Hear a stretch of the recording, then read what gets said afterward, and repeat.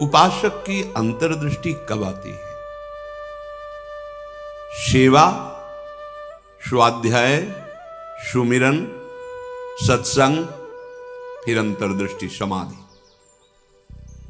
जो सेवा में प्रमादी है, भगवत सेवा, गुरु सेवा, समाज सेवा, वो किसी मार्ग का पथिक नहीं है, किसी मार्ग का पथिक नहीं। बड़े बड़े महापुरुष जो ब्रह्मबोध हो गए या भगवत तत्व में स्थित हो गए, उनको भी इस भगवत स्वरूप समाज की सेवा करनी ही पड़ी। शरीर में जब तक हमारे बल है तब तक हमें समाज स्वरूप, भगवत स्वरूप, गुरु स्वरूप, वो एक ही परमात्मा बैठा है, हमें सेवा में तत्पर रहना है। क्योंकि इस शरीर से बहुत जन्मों में अशुभ कर्म हुए हैं, उनका क्षय सेवा से होता है। प्रगट शरीर से जब हम सेवा करते हैं, इसका प्रभाव मन पर पड़ता है।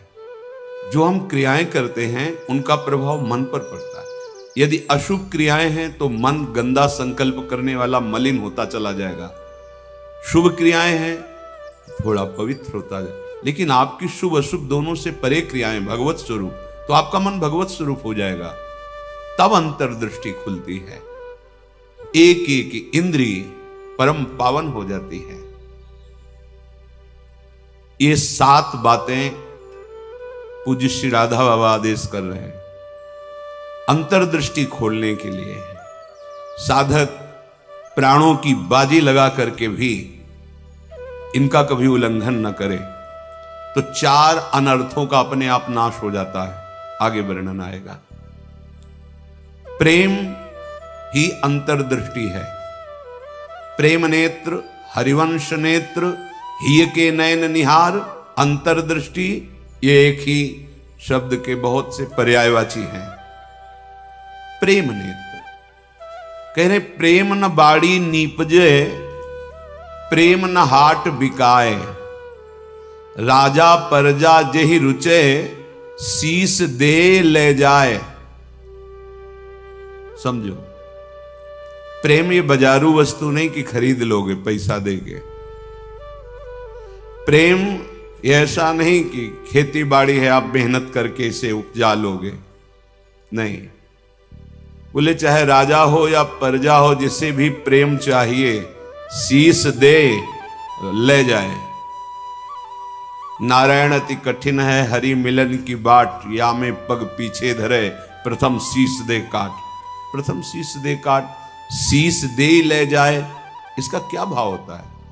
अहम का समर्पण, बिका हुआ मैं हूं, मेरी कोई इच्छा नहीं, मेरी कोई चाह नहीं, अब जो ही कहें करें हम सोई, जैसा वो करते जोई जोई प्यारो करे, सोई मुझे भाव। बात हो गई। प्रेम नेत्र खुलने का अधिकारी हो गया। ये अहम ही तो नचा रहा है। ये कभी वैराग्य में बैठा लेगा, कभी तपस्या में, कभी भोगों में, कभी प्रमाद में। इसके अनुसार थोड़ी भूमिकाएं बनती हैं भक्ति की या ज्ञान की। आचार्यवाणी, गुरुवाणी, उनकी आज्ञानुसार चलने पर हृदय में भूमिकाएं जागृत होती रहती हैं। ये अहंकारी देहाभिमानी सुधरना ही नहीं चाहता, मनमानी आचरण करना चाहता है। मनमानी आचरणों से ही तो आज तक हम विमुख रहे, सुख से, शांति से, भगवदानंद से। दुख और अशांति, क्लेश और बंधन बार बार यही मन और बुद्धि तो दे रहे हैं। बिल्कुल सत्य बात कह रहा हूं, इसे केवल सुनना ही मत समझ लेना। पूज्य राधा बाबा के वचन। ये 7 आए बिना तुम चाहे प्रेम के प्रवचन कर लो, चाहे सुन लो, प्रेम तुम्हारे हृदय में जागृत नहीं होगा, अंतर्दृष्टि नहीं खुलेगी। श्रीपाद कह रहे अंतर्दृष्टि पश्य वृंदावनस्य, अंतर्दृष्टि से वृंदावन का दर्शन होता है। हमारी देखो बाहर नेत्र तो हैं पर त्रिगुणात्मिका माया के हैं। स्त्री दिखाई देती, पुरुष दिखाई देता है, जड़ दिखाई देता है, चैतन्य दिखाई देता है, अच्छा दिखाई देता है, बुरा दिखाई, ये कुछ नहीं। यहां सब चिदानंद वपु, प्रियाजू की सहचरियां और दिव्य एक पत्ते की कांति के बराबर भी महामहिम वैकुंठ नहीं है। ये वृंदावन है। वृंदावन द्युति पत्र की उपमा को कछु नाही, कोटि कोटि बैकुंठ हो तेईसम कहे न जाए। क्यों कि एक एक पत्ते और फूल में मेरी लाडली जू का प्रतिबिंब पड़ता है। पत्र प्रसून बीच प्रतिबिंब ही नख सिख प्रिया जनावे। कहां बैकुंठ में वो सुख तो सखाओं को भी अच्छा नहीं लगा बैकुंठ का। फिर नित्य प्रिया प्रीतम के अंग सेवी सहचरी भाव अलग। तो वृंदावन अंतर्दृष्टि पश्य। जब तक भगवत साक्षात्कार नहीं हो जाता तब तक बहुत सावधान। इसके बाद सावधान रहने की जरूरत ही नहीं। जैसे मन सच्चिदानंद प्रभु का स्पर्श करेगा फिर इसको विषय सेवन की स्मृति ही नहीं रह जाती। उसे उपरती अवस्था कहते हैं। एक होती त्याग अवस्था, ये साधक करता है। विषयों के प्रति आकर्षण है पर भोगूंगा नहीं क्योंकि मुझे भगवत प्राप्ति करनी। दूसरी होती वैराग्य अवस्था, भोगों का सानिध्य है, ये भी जानते हैं कि हां ये भोगने में मन बुद्धि कहते हैं कि सुखद है पर नहीं, वो राग रहित हो रहा है। और एक स्थिति आती है कि भोग सामग्री सानिध्य है, ये भोगने वाली चीज, इसकी स्मृति खत्म।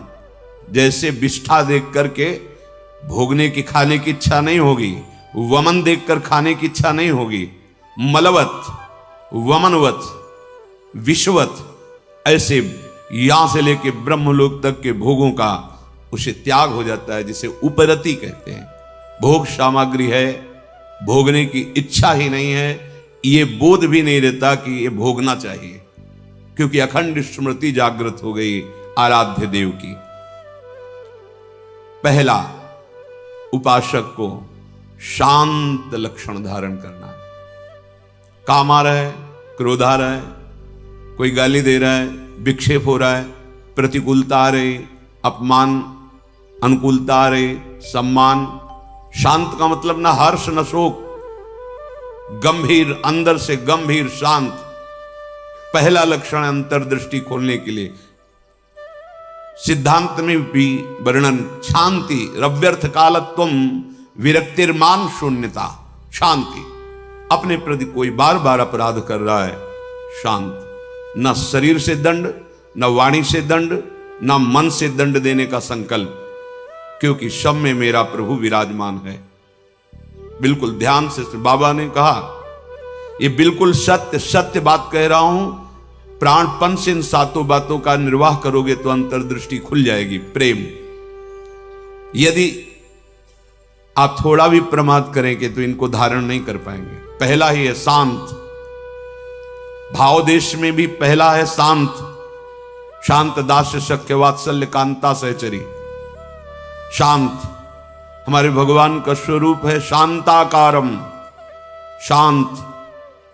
समझो, वाणी शांत, मन निसंकल्प, कोई चाह नहीं, स्थिति यहां पहुंचनी। शांत का स्वरूप ये, न शोचते न कांक्षते, समः सर्वेषु भूतेषु मद भक्तिम लभते पराम। मेरी भक्ति का परम लाभ, पराभक्ति का स्वरूप ये। कोई चाह नहीं, कोई चिंता नहीं, कोई भय नहीं, कोई शोक नहीं। ब्रह्मभूता प्रसन्नात्मा, हर समय अखंड प्रसन्नता। देखो भक्त कैसा शांत होता है। परीक्षित जी महाराज गर्भ से ही भगवान के परम प्रिय भक्त हैं। भगवान ने गर्भ में ही रक्षा की।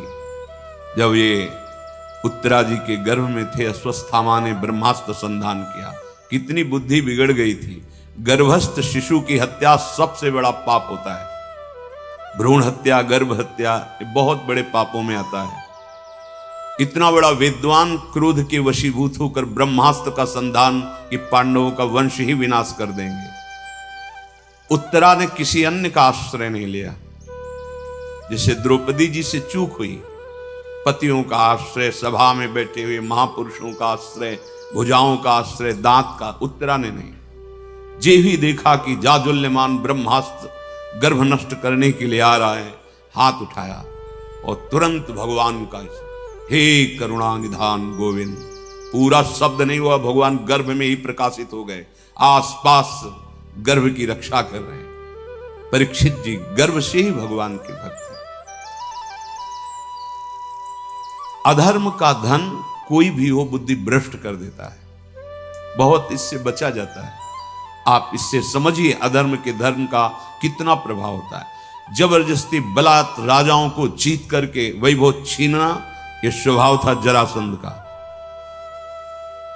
संतों के मुख से सुना कि जब भीम के द्वारा भगवान ने जरासंध का वध कराया, सहदेव का तिलक किया, पर उसका वो मुकुट जिसमें बहुत से राजाओं की जीती हुई रत्न मणियां हीरे आदि थे, वो मिला के सबसे 20,000 तो कैद किए था। जैसे पशुओं की बलि देना हो, ऐसे वो बलि देने के लिए 20,000 राजाओं को। वही मुकुट एक दिन परीक्षित जी अपने मस्तक पर धारण किए। धारण करते ही शिकार खेलने का मन, चल पड़े शिकार। इतनी प्यास असह्य हो गई कि ऋषि आश्रम में गए। वो समाधिस्थ थे, अपने स्वरूप में स्थित थे। कोई है आश्रम में, मुझे बहुत प्यास लगी है। वहां तो समस्त इंद्रियां, मन बुद्धि सब चेष्टा रहित है, भगवत स्वरूप में एकदम डूबे हुए, बाहर से शांत, कोई चेष्टाएं न सुना रही न दिखा रही, कोई इंद्री काम नहीं करेगी, क्योंकि सौम्य अवस्था को प्राप्त समाधिस्थ महापुरुष। पता नहीं कैसे ऐसी बुद्धि बदल गई इतने बड़े महाभागवत की, कि उपेक्षा करके बाहर निकले, देखा एक मरा हुआ सर्प पड़ा था, ऐसे धनुष की नोक से उठाया और ऋषि के गले में डाल दिया। महत अपराध है। साधु का उपहास या इस तरह की चेष्टाएं, उनको इसका भी पता नहीं चला, तो शांत अपने स्वरूप में स्थित है। कुछ ब्रह्म ऋषि कुमार देखे कि राजा परीक्षित अंदर गए थे, बाहर गए तो कोई बात ही क्या, वहां गए तो देखा समाधिस्थ थे, उनके गले में मरा हुआ सर्प। तो ऋषि कुमार दौड़ते हुए श्रृंगी ऋषि जहां स्नान कर रहे थे वहां गए और कहा, राजा परीक्षित ने बड़ा उपहास किया, आपके पिताश्री का एक मरा हुआ सर्प गले में डाल दिया। इतनी बड़ी सामर्थ्य कैसे कि समाधिस्थ मेरे पिता का अपमान। तो क्या उन्होंने समझ लिया कि राजाओं के पास ही बल होता है, ब्रह्म ऋषियों के पास बल नहीं होता? नौ किशोर अवस्था है श्रृंगी ऋषि की, उसी जल से आचमन किया और कहा, आज मैं दिखाता हूं कि ब्रह्म ऋषियों का बल क्या होता है। इसने मरा हुआ सर्प मेरे पिता के गले में डालकर एक ब्रह्म ऋषि का अपमान किया। मैं शाप देता हूं, आज के 7वें दिन तक्षक सर्प इसे डसेगा और कोई त्रिभुवन में नहीं बचा पाएगा। ऐसा ही हो। और दौड़ करके आए और पिता के गले में लगे। जब वो बहुत देर लिपट के रोए से, तो धीरे धीरे वृत्ति बाहर आई। क्या हुआ, क्यों रो रहे हो? उनका, ये परीक्षित आए हुए थे और आपके गले में मरा हुआ सर्प डाला, आपका अपमान किया। नहीं नहीं, देखो इसमें क्या अपमान होता है? गलती तो हमसे हुई, राजा भगवान का स्वरूप होता है। वो आए थे आश्रम में, अर्घपाद आदि देते, उनको जल पिलाते, उनकी सेवा करते, वो हमारे संपूर्ण प्रजा का शासन करते हैं, सेवा करते हैं, रक्षा करते हैं। हमसे गलती हो गई, रोना नहीं चाहिए। तब किसी ऋषि कुमार ने कहा, ये रोए ही नहीं है, इन्होंने शाप भी दे दिया है। नहीं नहीं, निरपराध राजा को शाप कैसे दे दिया? क्या शाप? 7 दिन में तक्षक काटे। गजब कर दिया तुमने। अरे हमसे पूछ तो लेते। अब ये ब्रह्म वाक्य हैं, इतने बड़े ब्रह्म ऋषि वो भी नहीं काट सकते। अपने शिष्यों को भेजा जाओ और परीक्षित को सूचना दे दो, कोई उपाय कर लो अपने परम कल्याण का। 7 दिन में तक्षक सर्प आएगा और डसेगा। जे ही जाके वहां परीक्षित ने मुकुट उतार के ये क्या मेरे से, ये क्या हो गया? मुझे दंड मिलना चाहिए। बहुत पश्चाताप करे, ऐसा उपहास कैसे कर दिया, ऐसा अपराध कैसे कर दिया। इतने में वो शिष्य पहुंचे और कहा, महाराज आपने जो गले में सर्प डाला, बालक होने के कारण श्रृंगी ऋषि ने आपको शाप दे दिया है। निश्चित आपको 7वें दिन महाभयंकर विषधारी तक्षक आएगा और डसेगा, आपको कोई नहीं बचा सकता। आप उपाय कर लीजिए भगवत प्राप्ति का। बहुत हृदय शीतल हुआ। वर्णन है। एकदम हृदय में शीतलता हुई, प्रायश्चित हो गया। तत्काल सर्वस्व का त्याग, सम्राट पद पर जन्मेजय का तिलक और गंगा के किनारे का 7 दिन तक भगवान सुखदेव जी के द्वारा गाई हुई भगवत चर्चा श्रवण की और बीच में प्रार्थना की थी कि भगवान आप चिंता मत कीजिए, ये भूख और प्यास मुझे अब परास्त नहीं कर सकती। जिस प्यास से पीड़ित होकर के हमने गले में सर्प डाला था, आज उसी प्यास को मैं पराजित कर रहा हूं आपके श्रीमुख से सुने हुए भगवत वचन। विचार करो, इतने बड़ा श्राप सुनने के बाद उनके हृदय में कोई शोक नहीं, शांत हृदय, 7 दिन कुछ खा पी नहीं रहे, शांत हृदय। भक्त का हृदय शांत होता है। उनके गले में सर्प डाला हुआ शांत नहीं हुए, कोई बात नहीं। अगर हम भगवत दर्शन करना चाहते हैं, महासुख में निमग्न होना चाहते हैं, दुख मिटाना चाहते हैं, तो शांत होना स्वभाव में लाएं। अशांत स्वभाव नहीं। अशांतस्य कुतः सुखम। अशांति अगर हृदय में होगी तो बहुत पाप बन जाएंगे, कड़ुआ बोलोगे, गंदे आचरण बन जाएंगे, हिंसा आदि दोष भी उत्पन्न हो सकते हैं। इसलिए पहला अंतर्दृष्टि खोलने के लिए शांत, हमारा भाव भी पहला शांत भाव। ये मार्ग का पथिक भी शांत मार्ग का पथिक है। शांत शब्द को पकड़ो, अशांति अंदर से है, दबा लो। नाम जब कर रहे हो ये सब मिट जाएगी। बाहर से तुम्हें पहले शांति लानी, बाहर की क्रियाओं में किसी भी तरह से किसी द्वंद्व में तुम्हें अशांत नहीं होना है। वो तभी हो सकता है जब आप लक्ष्य बना लियो भगवत प्राप्ति, तभी सह सकते हो, कोई बात नहीं। भगवान इसकी बुद्धि में बैठ करके हमारे को सहनशीलता सिखा रहे हैं, इसीलिए निंदा कर रहा है, अपमान कर रहा है, अवहेलना कर रहा है। भगवान के द्वारा प्रेरित है या कोई कर्म हमारा क्षय हो रहा है, शांत। दूसरा है आराध्य देव के भजन के सिवा कोई भी एक क्षण व्यर्थ न जाने पावे। अव्यर्थ कालत्वम, कबहू काल वृथा नहीं जाए। सेवक जी महाराज पकड़ो, अंतर्दृष्टि प्राप्त महापुरुष ही जीवन मुक्त कहा जाता है। पकड़ो, कोई भी क्षण भजन के बिना ना जाए। शरीर से सेवा हो रही और अंदर ही अंदर नाम जब चल रहा है, प्रभु के लीला रस से भरे हुए पद गुनगुना। कितना सहज सरल भगवदानंद प्रदान करने का हमें साधन मिल गया गुरु कृपा से। सेवक शरण सदा रहे, अनत नहीं विश्राम। कै वाणी हरिवंश की, कै हरिवंश ही नाम।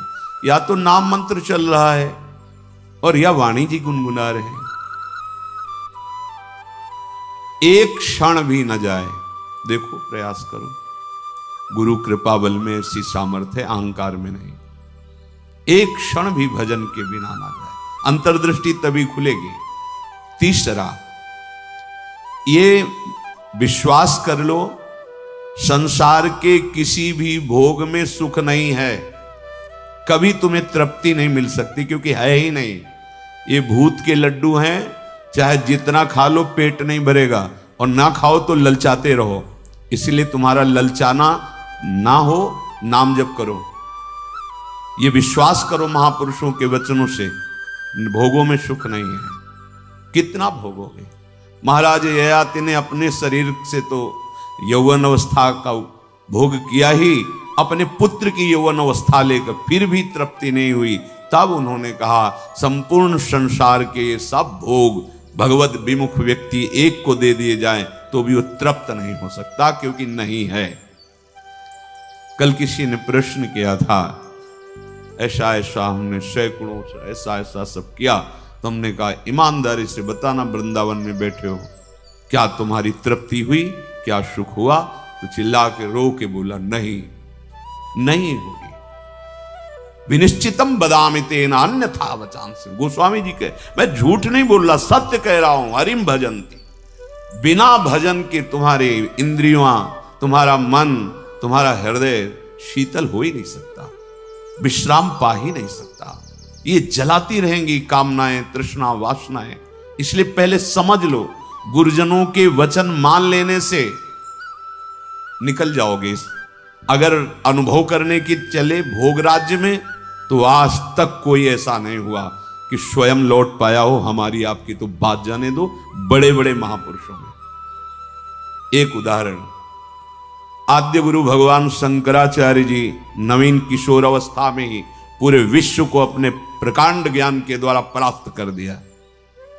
जब तीर्थराज प्रयाग पहुंचे, पूरे सन्यासियों का साथ में दल होता, मंडली होती, आगे भगवान शंकर साक्षात शंकराचार्यम शंकरम शंकराचार्यम, ज्ञान का विशुद्ध स्वरूप तेजों में दृष्टि पड़ते ही चरणों में झुक जाए, ऐसा तेज। मंडन मिश्र नाम के एक बड़े विद्वान थे। भगवान शंकराचार्य जी ने उनसे कहा, सत्य को स्वीकार करो या तर्क। उन्होंने तर्क स्वीकार किया, पर ज्ञान समुद्र भगवान शंकर से कौन जीत सकता है, परास्त कर दिया। उनकी पत्नी बहुत विवेकवान बुद्धिमान थी, आई और प्रणाम किया और कहा, प्रभु आप संपूर्ण विजय अभी नहीं प्राप्त किए, अर्धांग तो अभी बचा हुआ मैं भी हूं, मेरे प्रश्न का उत्तर दे दो, तब हम दोनों परास्त माने जाएंगे। अभी तो आधे अंग को परास्त किया, आधा मैं हूं। बात सत्य है। बोलो, रति में स्त्री को सुख मिलता है या पुरुष को प्रधान सुख? अधिक सुख किसको मिलता है? बहुत प्रवीण थी, जानती थी, बाल योगी है, अनुभव शून्य। अगर ये कुछ बोलते हैं तो आपका अनुभव है ऐसा? क्योंकि सत्य विषय का तो अनुभव है, असत चेष्टाएं तो की ही नहीं, तो कैसे इनको अनुभव होगा? तो चुप हो जाएंगे। पूछा, मुस्कुरा दिए भगवान शंकराचार्य, समय चाहिए इसके लिए। हाँ देती हूं। एकांत हुए अपने सब संतों को लेकर और गुफा में कहा कि मैं शरीर छोड़ रहा हूं, ये सन्यासी शरीर है, महायोगी थे, मैं इसका अनुभव करके उसको बताऊंगा।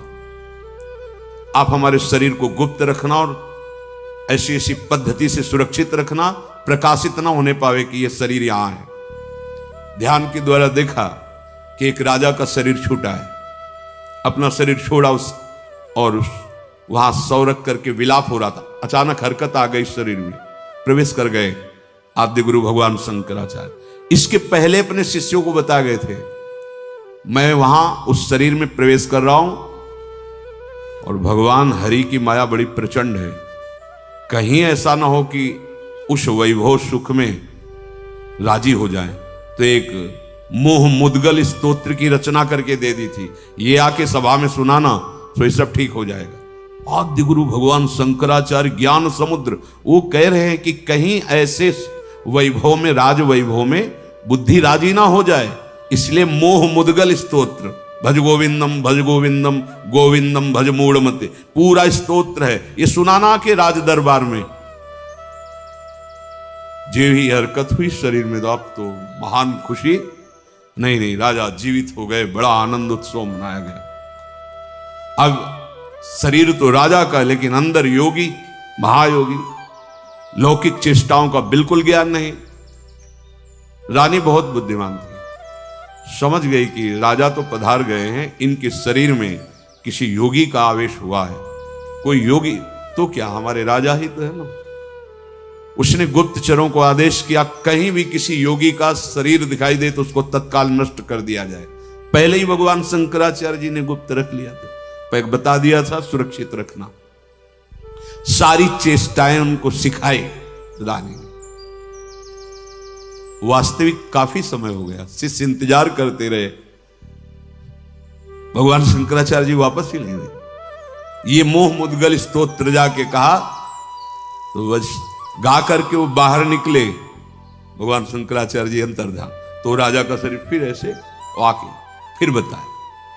तो भोगों में और योग में दोनों के अनुभव करके बड़े बड़े महापुरुषों ने देखा, केवल भ्रम, कहीं कोई सुख नहीं। हम महापुरुषों के वचनों को माने, अनुभव करने के लिए ना चले। अनुभव करने के लिए जब गए तो आद्य गुरु भगवान शंकराचार्य भी अपने शिष्यों को मोह मुद्गल प्रहार करके मोह का नाश करना, क्योंकि उस शरीर में जाने पर हो सकता है मोहबद्ध कर, ये भगवान की प्रचंड माया है।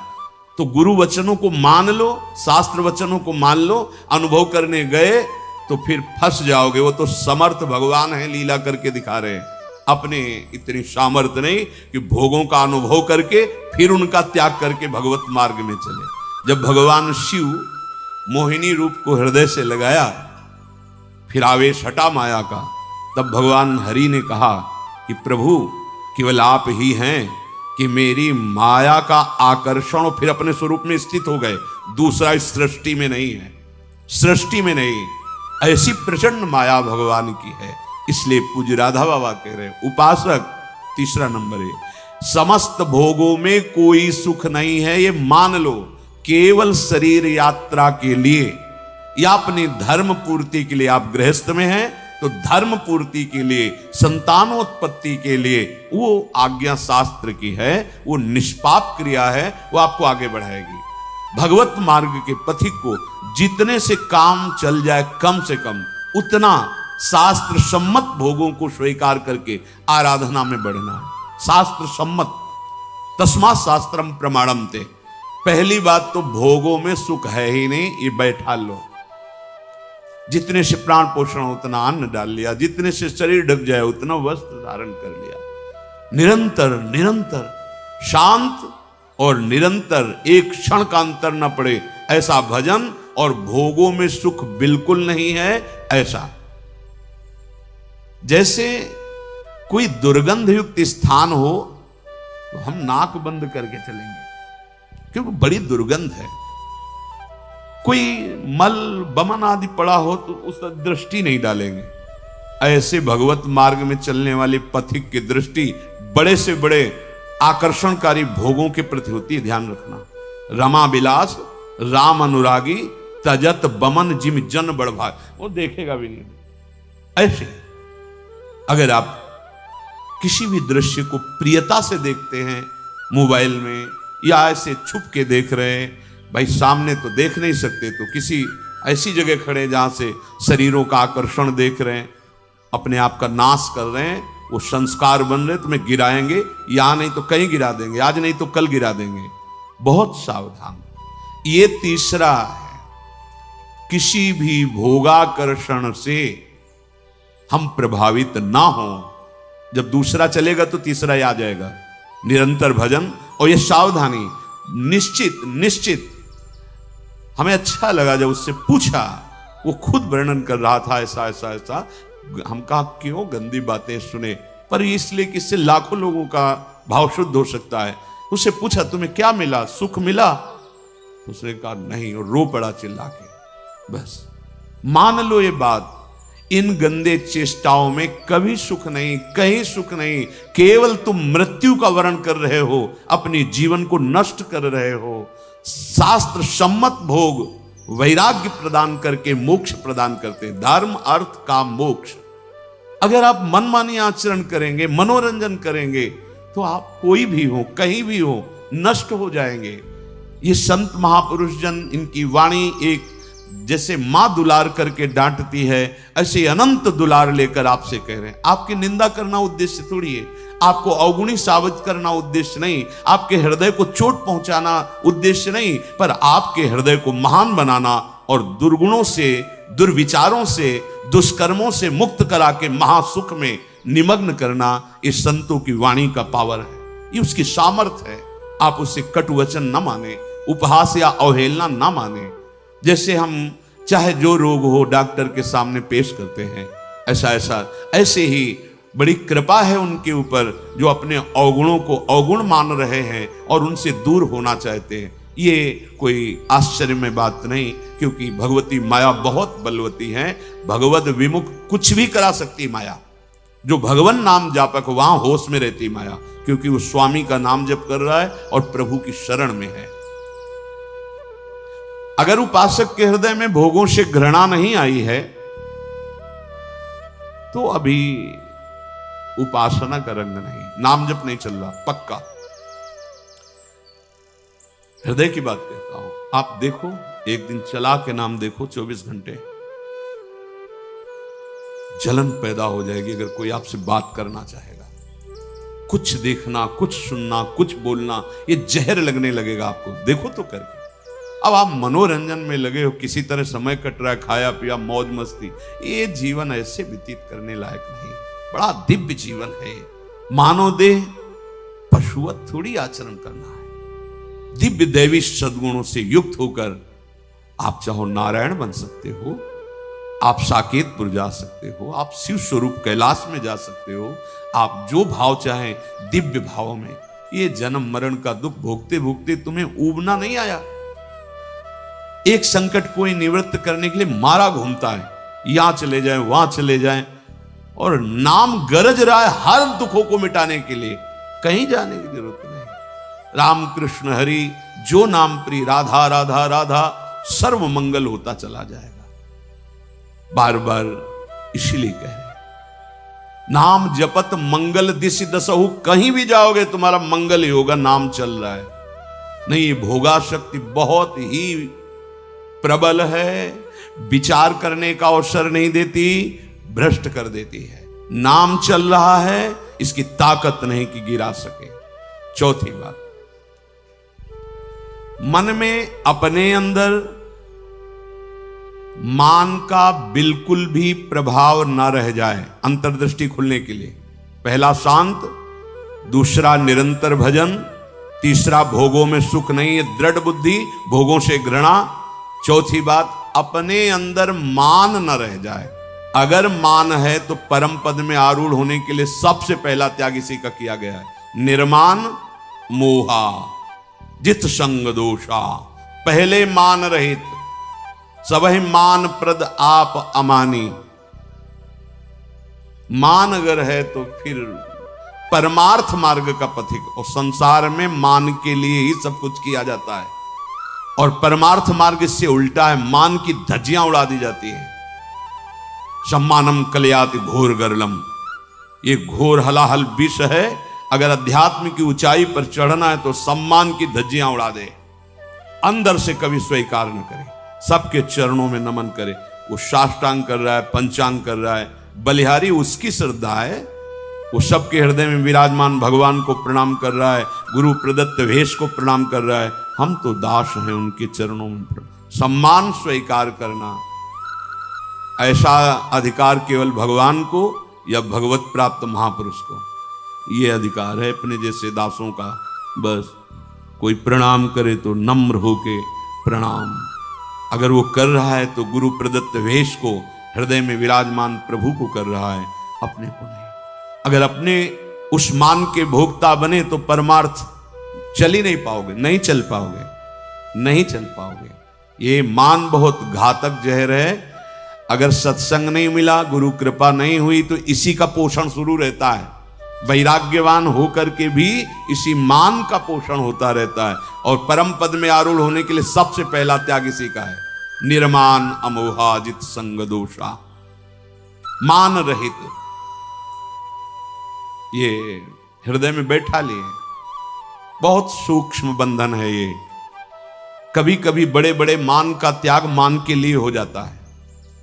सम्मान पत्रों का, आसनों का त्याग मान के लिए। बड़े सुंदर, कितने दयनीय, ये सुनने की इच्छा मान की इच्छा है। अगर स्वाभाविक हमारी स्थिति मान रहित हो रही तो ये केवल गुरु कृपा से, ये पक्का। ठाकुर जी भी हृदय में बैठे हैं, कभी डांट नहीं लगाई, हृदय में ही तो है। लेकिन जब ठाकुर जी गुरु रूप से आए तो एक एक चोरों को पकड़ करके पीट पीट के बाहर कर दिया। अहंकार, मान, मद, काम, क्रोध, लोभ, मोह, मद, मत्सर, ये सब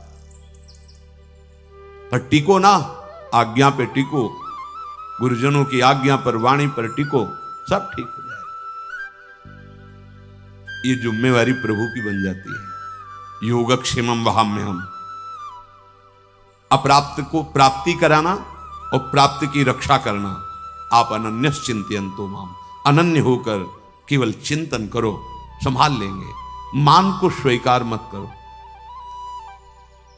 मान को स्वीकार मत करो। शरीर स्वस्थ है, कोई प्रणाम कर रहा है, आप भी प्रणाम करो, उसकी श्रद्धा है। जब बहुत लोग प्रणाम करें तो कहां तक करोगे? हृदय से सबको प्रणाम किया और अपनी स्वीकृति नहीं की कि हमें प्रणाम हो रहा है, नहीं देहाभिमान पुनः पुष्ट होने लगेगा। बहुत सूक्ष्म है। जहां हमारा मन प्रपंच में फंसने लगे, जहां हमारा मन संसार की मान्यताओं को स्वीकार करने लगे, नहीं, ये जीवन केवल भगवत प्राप्ति। मन की बिल्कुल एक दृष्टि रखो मन पर, इसकी एक एक वृत्ति की जांच करनी है। वो स्वाभाविक स्फुरित जो हो रहा है उसका विकारात्मक स्वरूप, शासन उस पर, प्रश्नोत्तर उससे करो। हम लोग क्या करते हैं? गुरुजनों से प्रश्नोत्तर करके तर्क रखते हैं। तर्क रखो मन के ऊपर। क्यों? बहुत बार तो तेरी सलाह मान ली, दुर्गति ही हुई है, अब तुझको मेरी सलाह माननी होगी, जो मैंने संतों से सुना है, जो मैंने शास्त्रों से पढ़ा है, उस पर तर्क रखो। नहीं, मन के तो बोलते ही दस्तखत कर दिए और शास्त्र सम्मत गुरुजनों की वाणी पर क्यों में हो, ऐसा क्यों, वैसा क्यों। चौथा है आपके मन के अंदर मान का बिल्कुल न रह जाना। अमानिना मान देना, स्वयं अमानी, दूसरों को मान देना। महाराज भर्तृहरि जी जब भोगों से वैराग्य की वृत्ति जागृत की, कुछ नहीं, पिंगला का दृश्य देख करके घोर वैराग्य युक्त भगवान शंकर की आराधना, समय पर देवाधिदेव महादेव प्रसन्न हुए और कहा क्या इच्छा करते हो, वरदान मांगो। तो भर्तृहरि जी ने यही वरदान मांगा, प्रभु कभी सम्मान से मुझे भिक्षा भी ना मिले, तिरस्कृत होकर भिक्षा पाऊं, कभी सम्मान से, मान से नहीं। क्यों? जहां मान जागृत हुआ फिर देहाभिमान, क्योंकि चक्रवर्ती सम्राट रहे ना, तो यही मांगा कि मान रहित हमारी स्थिति रहे, अर्थात भिक्षा भी मुझे कभी सम्मान से न मिले प्रभु। और महापुरुषों के वचन, जिस गली में भिक्षा मांगने गए आपका तिरस्कार हुआ, अपमान हुआ, अवहेलना हुई, उस गली में जरूर जाना चाहिए, लेकिन उस गली को पहचान लेंगे, जाएंगे नहीं। और आओ बाबा राधे श्याम, बैठो कुर्सी में बैठो, एक गरम गरम बनाओ, वहां जरूर जाएंगे, नहीं, वहां मत जाइए। दरवाजे के बाहर से भिक्षा का अधिकार है, अंदर बैठना, कुर्सी में जाके बैठना, बात करना, हंसना, ये आप अपने लिए वो बीज बो रहे हैं जो परमार्थ को नष्ट कर देगा। गुरुजनों का आदेश है, भिक्षान्न केवल गेट के बाहर से, राधे श्याम 2-3 आवाज लगाई, अगर कोई ग्रह निकला, भिक्षाम दे, ली रोटी चल, नहीं, बस 1 2 3 आवाज लगाई, बाहर, मिला मिला, नहीं मिला, भूख पा लिया। तब भगवान अधीन होते हैं ऐसे भक्तों के। मन में मान का बिल्कुल न रह जाए आदर, बिल्कुल। 5वां, दिन रात में प्रतिपल ये भरोसा दृढ़ हो जाए भगवान हमारे साथ हैं। प्रेम दृष्टि खुलने का ये राधा बाबा का आदेश है। रात दिन तुम्हारे अंदर ये भरोसा हो जाए कि दिखाई तो नहीं दे रहे, भगवान है निश्चित हमारे पास। हमारी वाणी जी कहती है, नाम वाणी जहां श्याम श्यामा तहां। नाम चल रहा है तो तुम्हें दिखाई देंगे आगे चलकर, अभी पहले पाप नष्ट होने दो, अनर्थ की निवृत्ति होने दो, फिर देख लेना। पर तुम्हें ये विश्वास करना है आज सुन के, हर समय भगवान हमारे पास हैं, हमारे आराध्य देव हमारे पास हैं, हमारे पास हैं और निश्चित वो मुझे मिलेंगे। 5वां है, निश्चित मुझे मिलेंगे, वो हमारे आसपास ही हैं, वो हमें देख रहे हैं। विश्वास करो, हमारे आराध्य देव आसपास हैं, मुझे देख रहे हैं और मैं उन्हें जरूर देखूंगा, अर्थात निश्चित भगवत साक्षात्कार होगा। 6, माला संख्या पूरी करने वाली यहां बात नहीं है, वो तो प्रारंभ की होती है। यहां बात है कि प्राण छूट जा सकते हैं लेकिन भजन नहीं छूट सकता, ऐसी दृढ़ता पूर्वक भजन। दूसरा था निरंतर भजन, अब इसमें दृढ़ता पूर्वक भजन।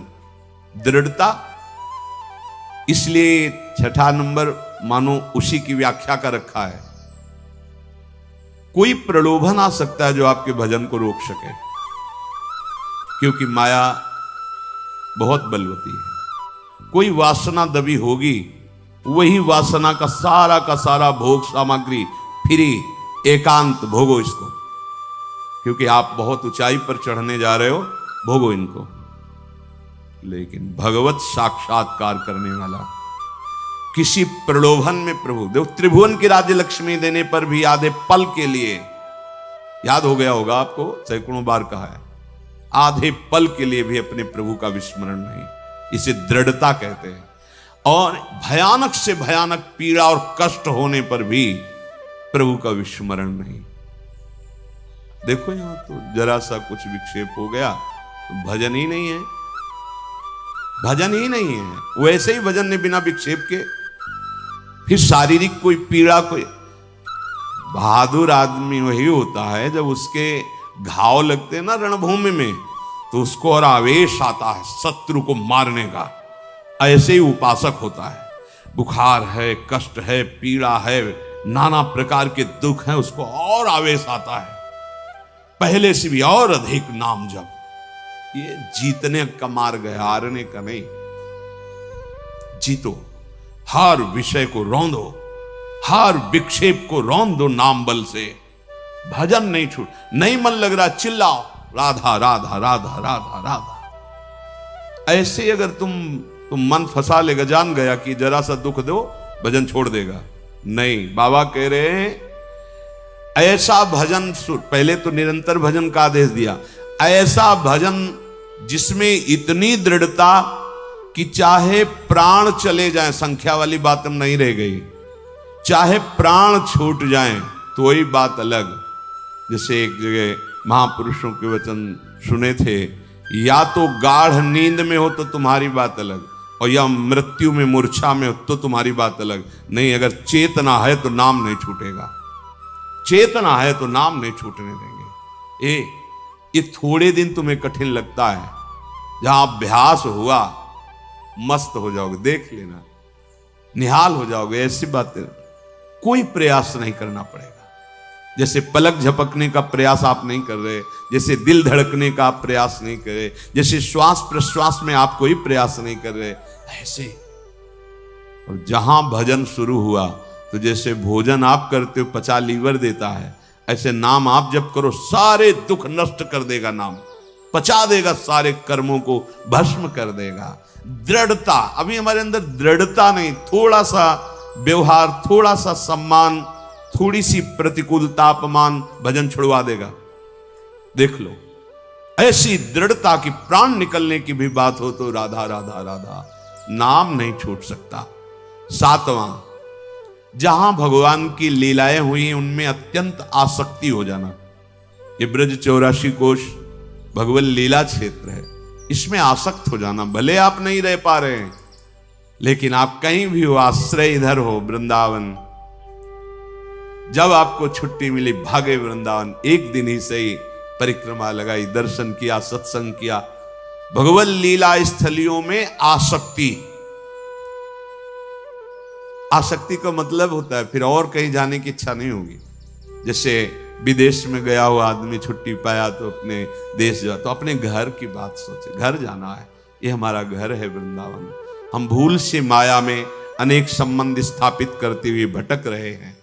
आ जाओ, हरि और किशोरी जो ललिता विशाखादि सखियां, दिव्य वृंदावन, ये हमारा घर और ये हमारे घर के जन है।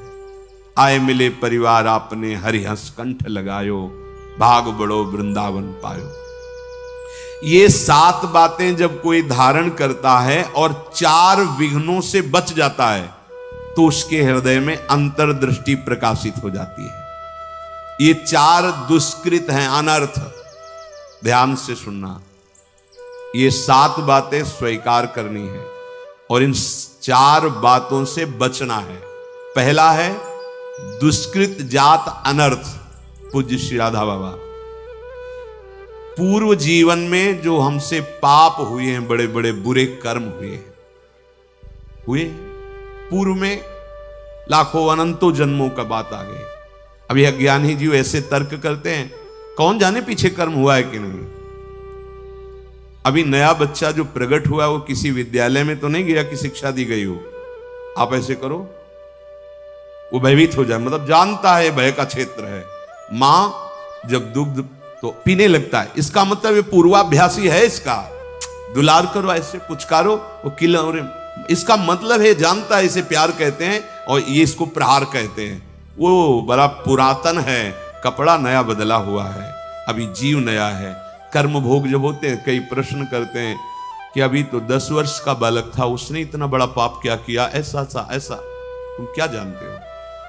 कपड़ा 10 वर्ष का है, लेकिन पहनने वाला बहुत पुरातन है। वो भगवान का अंश है, न जाने कितने शरीरों का त्याग करते हुए पाप कर्म किए, तो वो उसको दंड मिल रहा है। महापुरुषों के वचन, ये अज्ञानी जनों के ऐसे तर्क होते, कैसे उनको समझाए। कह रहे हैं कि जो तुमने पूर्व जीवनों में पाप कर्म किए हैं, अब तुम भजन में लग रहे हो, तुम्हारा अंतिम जन्म का निर्णय है कि मैं भगवत प्राप्त हो जाऊं, अब वहां से हिसाब फटाफट होगा। वो संस्कार मन पे आएंगे, तन पे आएंगे, शांत नाम जप बढ़ाते जाओ। जो भोग जितना, वो बहुत कम करके भोगवा रहे हैं भगवान, बहुत कम करके। अगर तुम्हें अपने सारे कर्मों का भोग भोगना पड़े तो हजारों करोड़ों जन्म बार बार लो और बार बार भोगो, तो भी निपटना मुश्किल हो जाएगा, इतना स्टॉक है। अब इसी जन्म में थोड़ा थोड़ा करके भुगा करके अपने पास बुला लेते हैं। अत्यंत कृपा है। जो भी दुष्कृत जात अनर्थ तुम्हारे जीवन में आएगा, 2 प्रकार से, एक दंड रूप से आएगा और एक आएगा पाप कर्म कराने की प्रेरणा रूप से। ध्यान दीजिए, एक को तो भोग लेना है दंड को, दूसरा आएगा मन में बैठ करके पाप कर्म कराने की प्रेरणा देगा, पाप कर्म कराने की सुविधा देगा। अगर दूसरे को भोग लिया तो आगे फिर योनि बनने का, किसी योनि में जाने का आपने हिसाब तैयार कर लिया। समझ लीजिए, धर्म पूर्वक भोग स्वीकार की आज्ञा है। अधर्म पूर्वक जो हमारे कृत्य हुए हैं, वो 2 प्रकार का प्रभाव डालेंगे।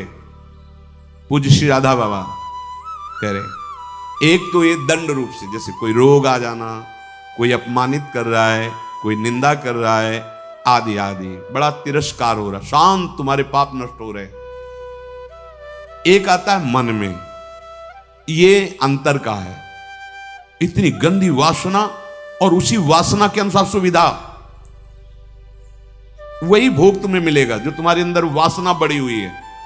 बिल्कुल नहीं, अगर त्रुटि कर दी गए, ये भारी अनर्थ पैदा कर दे। प्रायः चलन चलन सब कोई कहे, बिरला पहुंचे कोई, एक कंचन एक कामनी दुर्लभ घाटी दोए। बहुत सावधान। ये बार बार आपको भजन करते समय बुरे कर्मों की स्फुरणा बुराई की तरफ घसीटेगी। 1 मिनट के लिए इससे छोड़ दो, नाम जप साधन सब चलो, 1 मिनट बस वो स्फुरणा स्वरूप संसार की, बड़ा गजब है। 1 मिनट के लिए भी इसे चैन नहीं है, जरा सा छूट पाई भागा संसार में, कोई न कोई पूर्व देखे हुए दृश्य, सोची हुई बातें सामने लगे, इसको अवसर। तभी इसलिए दृढ़ता पूर्वक भजन, पूरा ध्यान रहे इस पहले अनर्थ से हटने के लिए। अगर हमें शारीरिक कोई दुख मिल रहा है, बाहरी व्यवहारिक दुख मिल रहा है, मुझे भगवान से प्रश्न नहीं करना, वो सर्वज्ञ हैं, उन्होंने जानबूझ करके हमारे कर्मों का नाश करने के लिए ये विधान रचा है। मस्ती में भोग लो। आप कहोगे दुख मस्ती, हाँ, मस्ती तो उसी को कहते हैं जो निंदा अपमान तिरस्कार और दुख को सह के निकल जाए, उसे मस्ती कहते हैं। मूर्खता को मस्ती थोड़ी कहते हैं कि आप मदिरा पिए हो, दंडता कर रहे हो, पापाचरण, बोले बहुत मौज और मस्ती है, ये बहुत हिसाब गहरा पड़ेगा, सह नहीं पाओगे। मस्ती तो उसी को कहते हैं, भारी से भारी अपमान तिरस्कार दुख सह गए और निकल गए, भगवत मार्ग में आगे बढ़ गए, बलिहारी उस चरणों की, उस महात्मा की, उस साधक की, जो ऐसे उसे मस्त कहते हैं।